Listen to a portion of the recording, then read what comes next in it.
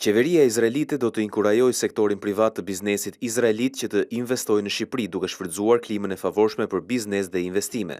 Kryeministri izraelit Benjamin Netanyahu i shprehu kryeministrit Berisha gjatë një takimi të zhvilluar në Tel Aviv gatishmërinë e Izraelit për investime konkrete izraelite kryesisht në fushën e turizmit dhe të teknologjisë së shkencës, por edhe në sektor të tjerë si arsimi, kërkimi akademik, bujqësia, energjetika apo minierat.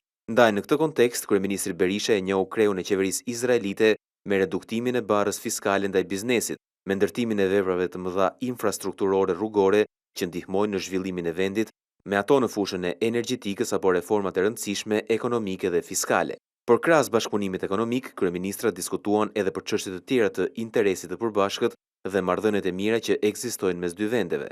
Kontributi i qeverisë shqiptare për paqen dhe stabilitetin në rajonin e Ballkanit ishte një ndër temat kryesore të bisedimeve. Në pritjen e veçantë rezervuar kryeministrit shqiptar, u diskutua edhe për konsolidimin e mëtejshëm të marrëdhënieve midis dy qeverive dhe zgjerimin e bashkëpunimit në të gjitha fushat.